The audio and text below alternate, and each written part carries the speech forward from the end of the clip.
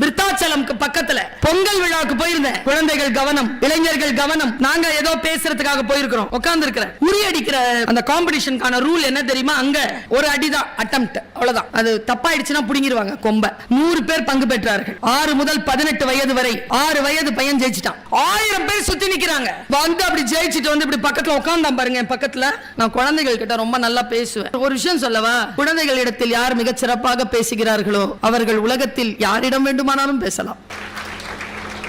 அவங்க கிட்ட பேசணும், அவங்க பேச்ச கேட்கணும். அந்த பையன் கிட்ட சும்மா கேட்டேன், உன் பேர் என்ன? அப்படி பார்த்தாங்க, என்ன கத்தி மாதிரி இருந்தாங்க. வில்லில இருந்து புறப்படுற அம்பு மாதிரி இருந்தான். பேரை சொன்னா பாருங்க, ராஜராஜன். ஃபுல் பேரை சொல்லு, ராஜராஜ சோழன்.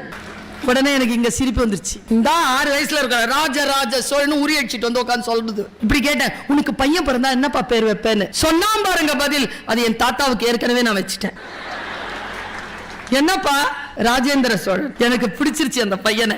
நான் ஃப்ரெண்ட் ஆயிட்டேன். எப்படி ஜெயிச்ச சொல்ல? இந்த மழலை மாறாத அந்த குழந்தை தத்து தத்தென்று சொன்ன அந்த வார்த்தைகளை கோர்வையா நான் சொல்றேன். ஆனா பயங்கரமான வின்னிங் ஸ்ட்ராட்டஜி. 100 பேருக்கு நடுவுல ஜெயிச்சான். அவன் சொல்றான், நான் போனா என்ன கழுத்துல ஏதோ அந்த ரோஸ் கலர் விசில் வச்சுட்டு சுத்துறாருல அந்த அங்கிள், கண்ணை கட்டி காதுல விசில ஊதி சுத்தி விட்டாரு.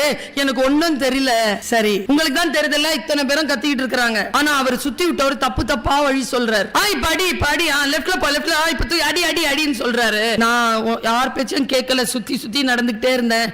அத்தனை பேரும் கத்திக்கிட்டே இருந்தாங்க.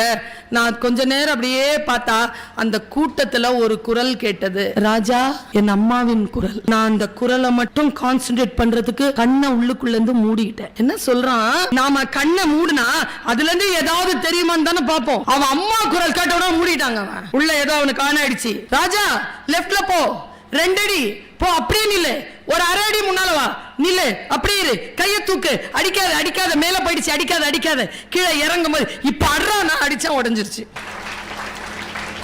யார் பேச்சை கேட்கிறோம்? எதில் கவனமாக இருக்கிறோம்? அந்த கவனத்தை சிதறடியாமல் இருக்கிறோமா? ஜெயிக்கிறோம்.